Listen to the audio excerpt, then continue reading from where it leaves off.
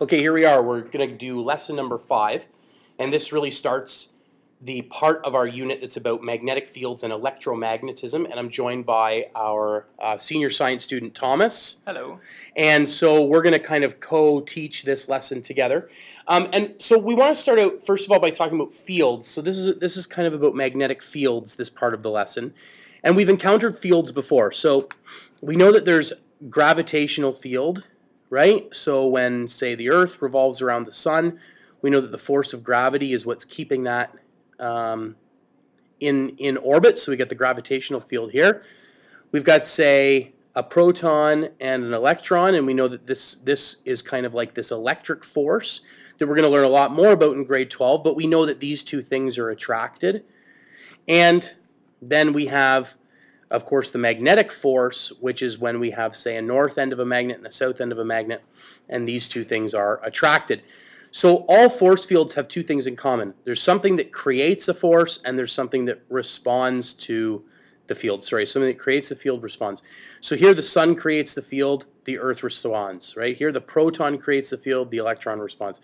Here, say, the south end of the magnet creates a field, the north end responds. And so we know a lot about gravity. We know a lot about electricity. Magnetic character is not fully understood, right? So we don't understand everything there is to know about magnets. But we know some things, and we know that really magnetic character is kind of because of these small regions in a magnet called domains. All right, and this leads us to domain theory. And basically what domain theory states is that all larger magnets are made up of smaller regions called domains, and they're made up of many domains. And the magnetic character of each domain comes from the presence of smaller unit magnets called dipoles. And these dipoles can interact with each other, with neighboring dipoles, and if they all align, you get a larger magnetic domain. And when these domains come together, you can get larger magnets. Okay, so if you were to chop a magnet in half, do you get a north and a south? Yep. Or do you get, like, if you were to chop, let's say I have a magnet, I chop it right in half down the middle. What do I get? Do I get just a north over here and just a south over here? No, you get two completely different magnets. So you get two different magnets that both have a north and a south pole. Okay. Because of these dipoles that come together to make domains, and domains make magnets. And so if I was to chop those two magnets in half, then again I've got a north-south, north-south, and then a north-south. And if you keep on chopping down, you'll never get to what we call the magnetic monopole, which is just a north and just a south, which is different than electricity, right? Because we can get down to just a negative and just a positive. That's an electron and a proton. But in science, we haven't yet discovered this thing called the magnetic monopole, which is just a north and just a south. So we haven't discovered that yet, and that is still an area of science that remains to be seen. So we've got also this law of magnetic forces, which many of you probably already kind of know instinctively, maybe just playing with magnets or just from past science courses, that similar magnetic poles will repel one another, and dissimilar magnetic poles will attract one another with a force, right? And these both act at a distance, just like gravity or an electric force. This magnetic force will act at a distance. Yeah, so two north poles will, of course, repel. Two south poles will repel, but a north and a south, they'll stick together. Okay, so then we come to magnetic field lines. And so this is something that I think a lot of people have done, maybe in elementary school science, where you get iron shavings and you kind of sprinkle them over top of a magnet. But in general, maybe you can take us through like how we draw these magnetic field lines, because this would be, here's some magnetic field lines right here. Definitely. So to draw our magnetic field lines, it's almost like we're placing a little compass, which is just a dipole, so a north and a south, a little compass at any given point here in this diagram. And when we put that compass there, we'd notice that the north of the compass points towards the south, and we always go where the north is pointing. So whenever we draw our field lines, it's always going from the north to the south, as seen on the diagram here. Yeah, and so that's good that Thomas brings that up, because this is a convention that magnetic field lines are always seen to run from the north to the south. Okay, so this is how we would draw these magnetic field lines. Again, here, if this is a horseshoe magnet, we've got a north and a south, we would draw magnetic field lines that would go kind of like this, and they would run from the north to the south. Okay, so those are kind of examples of that. what we've got here are some diagrams or pictures of what some of you might have done in maybe grade 9 or 10, where we've got iron shavings and a magnet, and the iron shavings are kind of tracing out these magnetic field lines. And so in these first couple pictures, we can see that the iron filings are going from north to south. If we were to draw arrowheads, they would go from north to south. We don't see those here, but we can definitely see kind of those The pattern, line. the same pattern, for sure. So when you look at this one, actually, this one down here, you can kind of see, this looks like, this is obviously two magnets, one here and one here. And you can tell that these would have, the same pole, right? Because these would be repelling each other. So if you were to put a little magnet or a little compass in here, you could tell that whatever this is, this would be the same as it, because there's this repulsion that's going on in amongst here. And then here's just a horseshoe magnet. Kind of, you can see down here the curvature. So, that's all really, we could talk about magnetism a lot more, but really that's all we need to know, right? Because that's kind of our introduction to what magnetism is. But really, electromagnetism is what is exciting. So we just kind of finished circuits, so we're kind of comfortable with current and we're comfortable with all these things. So now we're going to talk about electromagnetism. And so we'll tell you a little story about how electromagnetism was discovered. So University of Copenhagen, this guy Hans Christian Ørsted was giving a lecture to his students, and by accident, he had this electrical apparatus, as the story goes, that was set up on the lecture stage, and he took his compass out of his pocket and he put it down, and when he flipped on the electrical apparatus, whatever it was, it made the compass move. And that was really very curious to him. He didn't understand why that would be the case, but of course what he was discovering is that moving electric charges create magnetic fields. And so that is a big deal, is that when current flows, we get magnetic fields. So Ørsted's principle, which is the magnetic field around a straight conductor, says that charge moving through a straight conductor produces a circular magnetic field around the conductor. And so you can kind of see this right here, is that here, this cylinder would be like the wire, right, the conductor. And you can see this circular magnetic field here around it, okay? And so this is the discovery really that led us to realize that charge that moves through a conductor generates a magnetic field. And so Ørsted went on to deliver a series of hand signals. So the first thing we have to realize is that we're talking about conventional current flow, right? So that's the flow of what we would consider positive charge, but we're not talking about electron flow, we're talking about conventional current flow. And these right-hand rules were developed by Ørsted to help us figure out the direction of the magnetic field. And Thomas is going to take us through them. Definitely. So the first right-hand rule kind of follows this straight conductor like we just saw on the previous page. And it's that if you put your thumb in the direction of the current, your fingers will indicate the direction of the magnetic field.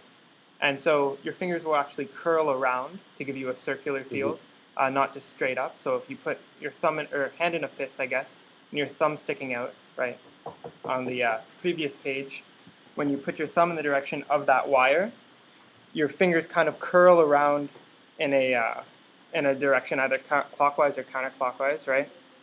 So that is our first one. If you do need more clarification, there's some pictures in the textbook. Also, we'll probably do a few examples in class.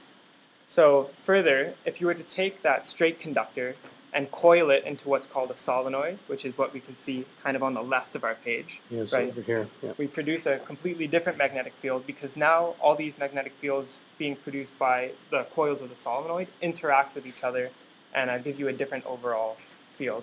Okay, yeah. So we take that straight conductor, we wrap it into a coil, or we wrap it into a circle. And then what we find is if we do right-hand rule number 1 right here, let's say at the top, then we get kind of this circular magnetic field here. So, it kind of goes out, and then so in here it would be going right here at the point where the mouse is, it would be going in, and then it would be coming, and it would be going out up here.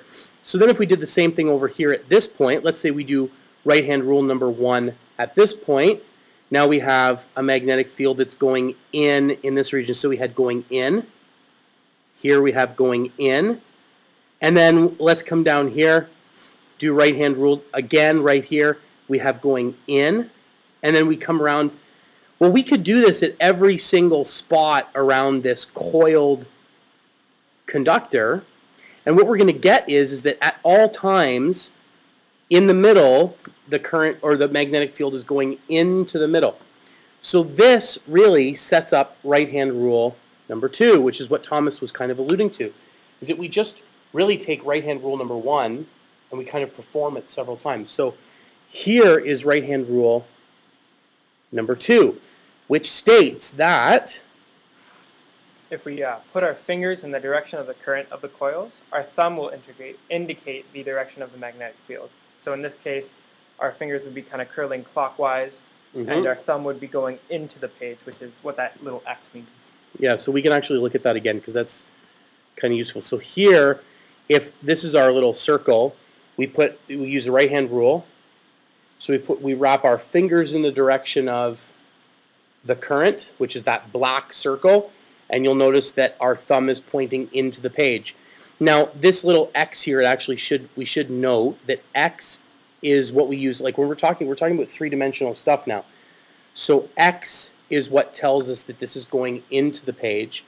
And the way that you think about this is it's like an arrow, right? When an arrow is flying away from you, or if an arrow was going into this page, you'd see the feathers on the back of the arrow. So that's the X. If something is coming out of the page at you, like an arrow, what would you see? You'd see a point. So it's simply a dot. So that's right-hand rule number 2. Really, and what we've done then is that, hey, if we can run current through a coil, we've just discovered a way to electrically create an electrical bar magnet. And there's thousands of applications of these. And one of the greatest applications is the motor. And we're going to talk about the motor next in our next lesson. So here is an example, and this is good that we have this, because really we do need an example to kind of run through. So there's 2 images here. Let's sketch the magnetic field. Maybe Thomas, you can kind of take us through this. So here is a conductor, and yeah. So yep, we've got a straight conductor there, and we can see that the magnetic field lines are being kind of drawn around this conductor, right, in a circle. So if we put our fingers in the direction of the magnetic field, then our thumb is going to indicate the direction of that current. So this current should be going kind of to the left. Yeah. So the current in this right here would be going in this direction, right? So it would be going this way, and then we'd get this magnetic field. So here we have, of course, current that's traveling in this direction, right?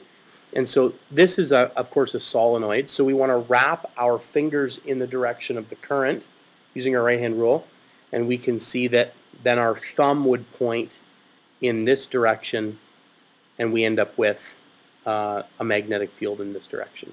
Remember, the magnetic field always points from the north, so this would be the north end, to the south, and this would be the south end. All right, so we've kind of talked a little bit about the direction of the magnetic field, what the magnetic field looks like, but how can we increase the strength of the magnetic field? So that's what we want to talk about just quickly. There's several factors that determine the strength of an electromagnet. Okay, so a couple of them, current. So if we pump more current through, what's going to happen? The number of turns, if we increase the number of turns or the amount. The type of material in the core, in the center of the coil. And then also the size of the coil. So when we talk about current, as the current increases, the magnetic field gets bigger. So you pump more current in, you get more magnetic field. So the equation for this really is just a relationship, and it's linear. It's in fact linear. And it says that the increased magnetic field strength, B2 over B1, is in exact proportion with the current. So the current goes up by a unit, the magnetic field goes up by a unit, and so on and so forth.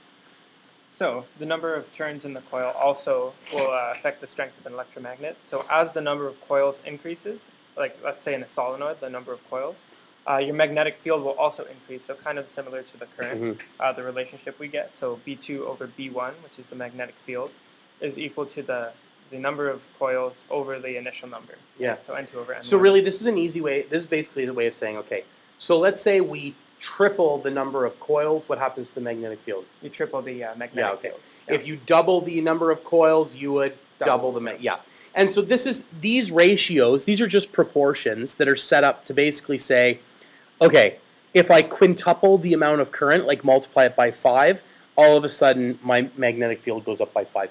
So don't think that these, yes, there's a lot of these equations, but they're very, very straightforward. So now we come to the type of material in the core center. So if the core is ferromagnetic, something like iron or any other ferromagnetic substance, the magnetic field will increase. So let's say you had a solenoid and you wrapped it around a iron bar. Yeah. Right? You would actually get an increase in your magnetic field. And similar to all the other kind of relationships, right? B2 over B1 is equal to mu2 over mu1, which is, I think, the permeability. Yes. Right? So mu is like one of those constants, kind of like kinetic, like coefficient of friction or density or specific heat capacity. This is a property of a material, and it's the ability of that material to permit a magnetic field, right? So it's the magnetic permeability. And different things have different permeabilities. Iron, of course, has huge magnetic permeability because iron is, of course, ferromagnetic. And the last thing is the size of the coil. Yeah. So as the diameter decreases, the magnetic field increases. So the big difference between this one and the other three factors is that it's an inverse relationship, right? So as one decreases, the other increases, or vice versa. And we're not going to give you guys an equation for that. It's just something you should kind of keep in the back of your mind. And this is one that doesn't necessarily require an equation, but you just know that, hey, as that solenoid gets bigger and bigger and bigger, the magnetic field gets lower and lower and lower. Okay, so here's a little example of exactly what we're just talking about. What happens to the strength of a magnetic field around a coil if the current through the conductor is increased from 1 amp to 2 amps? So Thomas can talk us through this. Sure. So just kind of using those proportionalities that we had above, we know I1 and I2, right? We're going to increase I1 basically by 2.5 or multiplying it, right? So then we can set up our proportionality and sub in some of our values there, right? And then when we solve, we get that B2 is equal to 2.5 B1, which is kind of what we might have expected, right? If we increase the ampage to 2.5, then our magnetic field will increase by 2.5. Okay, awesome. And now for part B, what happens to the field strength if the number of turns was reduced by half but the current stayed the same? So we're going to put everything in terms of N1 just to start off, right, because we're not given any numbers. So we know N2 equals 1/2 N1. Now we can actually sub these directly into our equation. So here's, this is the equation. And then because we weren't actually given numbers like we were in A, you said this exactly right. If you set up this, now instead of writing N2, I can write, well, let's write what N2 is equal to, right? So here's this. And then, of course, what happens to the two N1s? Yeah, they divide out, right? And you can simplify that, and you get kind of what maybe many of you already expected, that B2 equals 1/2 B1, right? If you reduce the number of coils by 1/2. So don't be alarmed whenever you see something like this. We could stack these two together. So we could say, hey, let's increase the magnetic field, let's increase the current by 2.5, but then decrease the number of coils by half, right? Like you could kind of stack these two things together, and then in the very end, you could say, what's the final magnetic field? And really, that's just as simple as either doing a two-step process where you do this, and then you go straight into this, right? So you do this multiplication first, and then you do this multiplication. Or you can even set up one big equation where you have B2 over B1 is equal to I2 times N2 over I1 times N1, and then just do everything together. So there's a couple textbook questions that you can try for those, but that is the end of this lesson. Thank you very much, Thomas. Thank you.